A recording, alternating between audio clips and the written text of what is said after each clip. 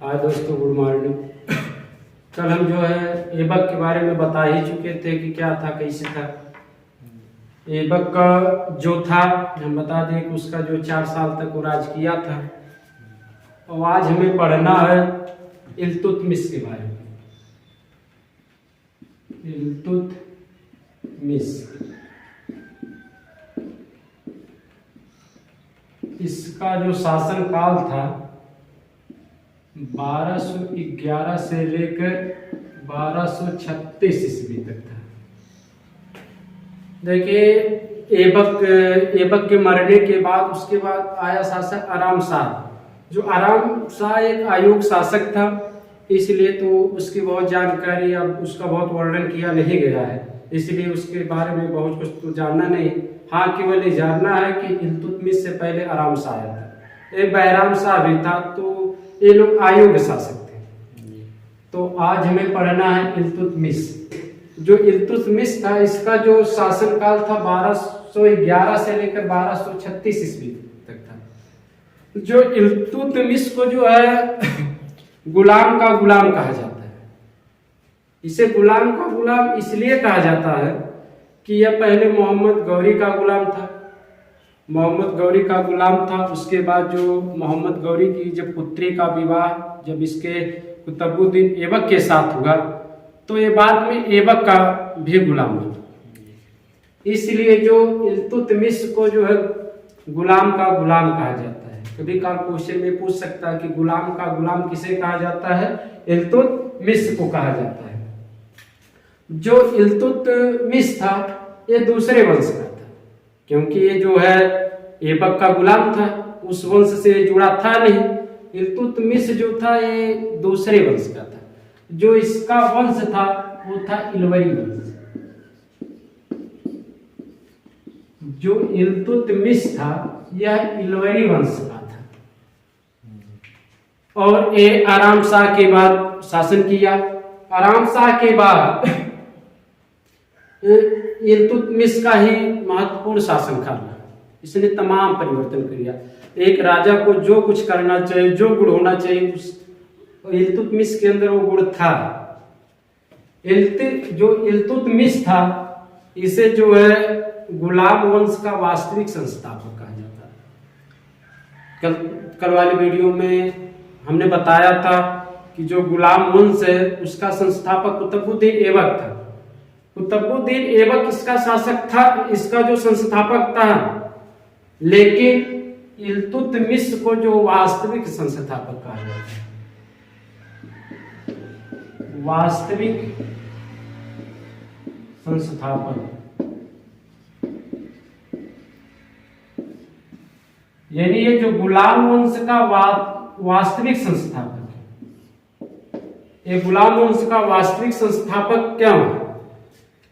जिसे हमने बताया था, कल बता ही दिया था कि जो कुतुबुद्दीन ऐबक था वो जो है इस गुलाम वंश का संस्थापक था, लेकिन वास्तविक संस्थापक इल्तुतमिश को कहा जाता है। क्यों इसे कहा जाता है? क्योंकि एक खलीफा से जो है खिलाहत लिया था। माने ये जो खलीफा से जो है खिलाहत लिया था, खिलाहत। और यही चीज जो है ऐबक नहीं लिया था, इसलिए ऐबक को जो वास्तविक संस्थापक नहीं माना जाता है। अगर क्वेश्चन में कहे कि गुलाम वंश का संस्थापक कौन है, तो आएगा ऐबक। लेकिन अगर क्वेश्चन में ये रहे कि गुलाम वंश का वास्तविक संस्थापक कौन है, तो जो वास्तविक संस्थापक था इल्तुतमिश था। इल्तुतमिश को वास्तविक संस्थापक इसलिए कहते हैं क्योंकि ये खलीफा से क्या है, खिलाहत लिया था, और इसने तमाम परिवर्तन किया था। और इसका जो शासन काल था वो महत्वपूर्ण था। इसने बहुत अपने शासनकाल में इसने बहुत काम किया जो एक राजा को करना चाहिए। इसने जो है माने इल्तुतमिश जो था वो मकबरा का निर्माण की शुरुआत की। यानी जो मकबरा का निर्माण है, इल्तुतमिश ने इसकी शुरुआत की थी।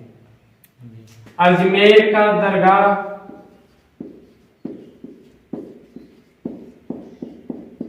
का निर्माण करवाया। तो इसने तमाम अपने शासनकाल में तमाम कार्यों को किया, और इसीलिए जो है, और एक राजा के अंदर जो कुछ गुण होना चाहिए था वो सब गुण होना चाहिए, वो उसके अंदर ये गुण था। और जो है ये अपने शासनकाल में जो है सिक्के का निर्माण करवाया था। और किसका निर्माण करवाया था? सिक्के का।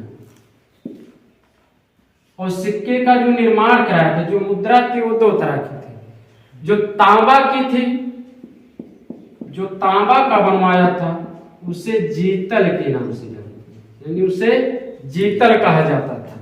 और जो चांदी का था उसे टाका कहा जाता था।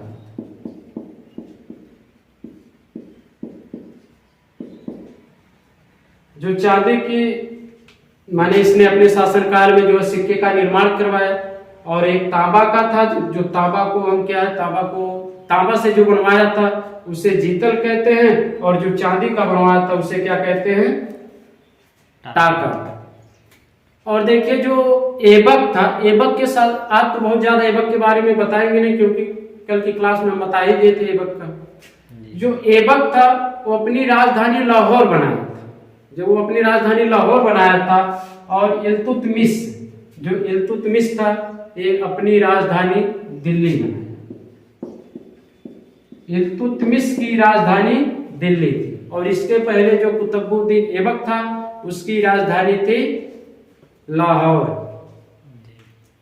अब देखिए पहले के जो राजा थे वो राजा यही चाहते थे, वो राजा क्या है, किसी का जो है उसी पीढ़ी को दोहराना नहीं चाहते, उसके कार्यकाल को दोहराना नहीं चाहते थे। तो अगर ये परिवर्तन नहीं करता तो ये नई स्थापना क्या करता, इसलिए यह क्या लाहौर को बदल कर कहां लाया, और दिल्ली। और इसके बाद जितने राजा आए सब राजा जो है अपना सारा जो है कार्य दिल्ली से किया, या दिल्ली से या उसके आसपास क्षेत्रों से, इसलिए इसे क्या दिल्ली सल्तनत के नाम से जानते हैं। और देखिए यह जो है युद्ध का बहुत तेजी से विस्तार किया, या युद्ध का विस्तार भी किया, यानी जो इल्तुतमिश था यह युद्ध का क्या किया, विस्तार किया। एक बार जो है एक व्यक्ति जिसका नाम था जियाउद्दीन मांगवरनी, आगे समझिए, एक बार एक व्यक्ति जिसका नाम था जियाउद्दीन मांगवरनी,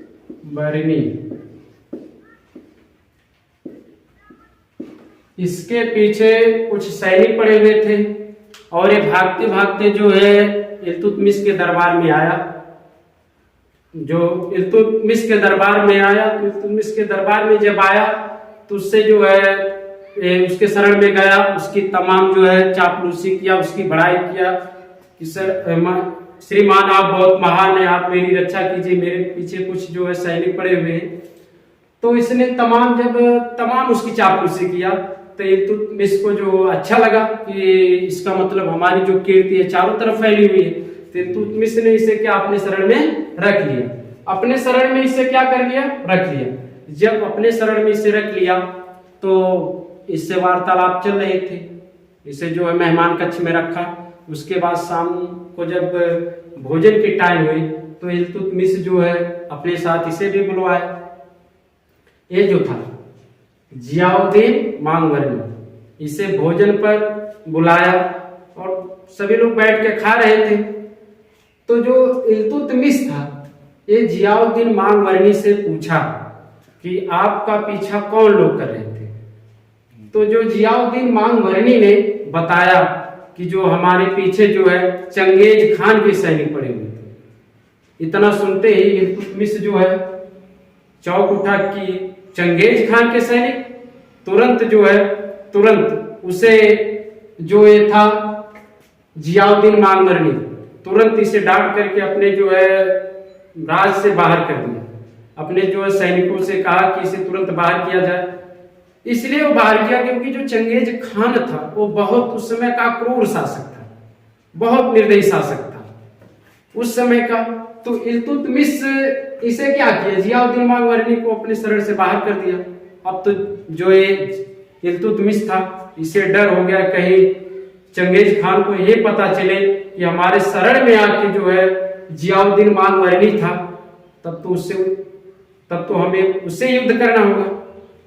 और वास्तव में उस टाइम वह जो है सबसे क्रूर शासक था। वह अपने साम्राज्य को जो है एशिया से यूरोप तक बढ़ाया। चंगेज खान, जो चंगेज खान था, चंगेज खान ये अपने साम्राज्य को यूरोप से एशिया तक बढ़ाया था। यूरोप से एशिया तक बढ़ाया था। तो उस समय का यह सबसे प्रतापी और सबसे साहसी राजा था। तो इल्तुतमिश उस टाइम तो फोन वगैरह चल नहीं रहे थे कि उसे सूचना दे दे कि हम यहाँ से भगा दें। तो इसने क्या संदेश भेजा, चंगेज खान को संदेश भेजा कि जो जियाउद्दीन मांगवरनी वो हमारे शरण में आया था, हमारे यहाँ सुरक्षा मांग रहा था, लेकिन हम उसे क्या कि यहाँ से भगा दिया। हमने उसे क्या अपने दरबार में शरण नहीं दिया। और तमाम इसके बाद जो है इल्तुतमिश तमाम काम किए। इल्तुतमिश जो था इसके बाद तमाम काम किए। और इसके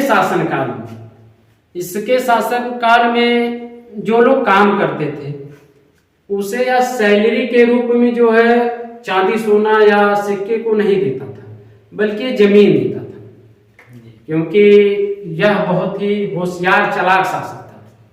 इसके पास जो है चांदी के सिक्के की कमी थी, बहुत ज्यादा थी नहीं।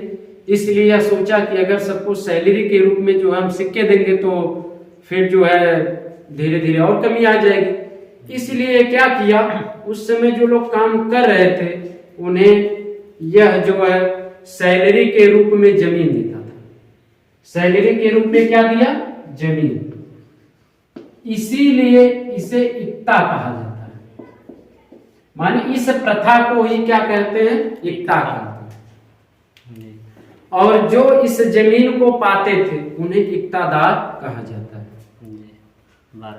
हाँ, इक्तादार माने जो लोग माने सैलरी के रूप में जमीन को लेते थे उन्हें क्या कहा जाता था, इक्तादार कहा जाता था। और अब ये क्या है, इसके पास दिमाग था, इसलिए यह सोचा कि हमारा जो है शासनकाल लंबे समय तक चले और एक या अपने साम्राज्य को जो है पूर्ण रूप से विस्तारित करना चाहता था। इसलिए यह जो तरह तरह का दिमाग लगाया। इसने सोचा क्यों ना जो है किसी मंत्रिमंडल का निर्माण किया जाए, जिसमें हम क्या विद्वानों को रखेंगे। जब उसमें कई विद्वान सम्मिलित होंगे तो सबके राय मसले से हम क्या करेंगे, अपने जो है शासनकाल में जो सभी कार्यों को करेंगे। इसलिए इसने एक अपना जो है मंत्रिमंडल बनाया। उस मंत्रिमंडल का नाम था चालीसा दल। इसने एक मंत्रिमंडल बनाया,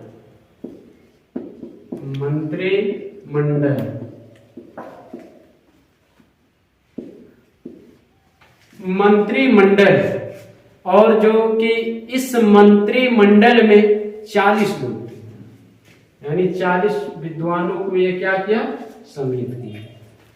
ये इसलिए निर्माण करवाया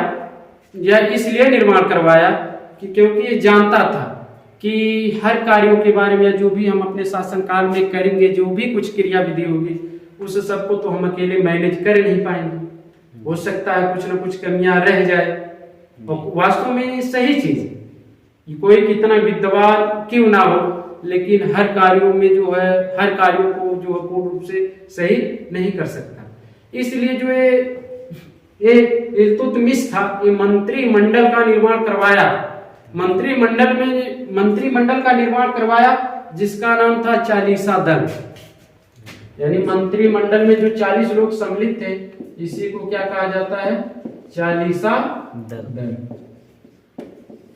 इस चालीसा दल में 40 लोग सम्मिलित हुए और उसके बाद जो है सभी लोग से अगर या कोई भी कार्य या कुछ भी प्रारंभ करना चाह रहा था, या जो भी इसे लगते थे कि हम इस काम को जो है अपने सही ढंग से, हमारे विचार से सही है गलत, उन सब का निर्णय करने के लिए ये अपने मंत्रिमंडल में क्या किया, जो है बातों को रखता था। बात को रखने के बाद जैसा विचार विमर्श करने के बाद जो भी उसमें जो है सभी लोग का निर्णय होता था, उसके बाद जब इसे सही गलत का पता चलता था, उसी तरह अपने शासनकाल का ये क्या किया, शासनकाल को चलाना जारी रखा। और दोस्तों अब जो है हम चाह रहे हैं कि वीडियो जो बहुत ज्यादा लंबी ना हो, इसलिए कल इल्तुतमिश के बारे में और चीजें कल की क्लास में बताई जाएगी।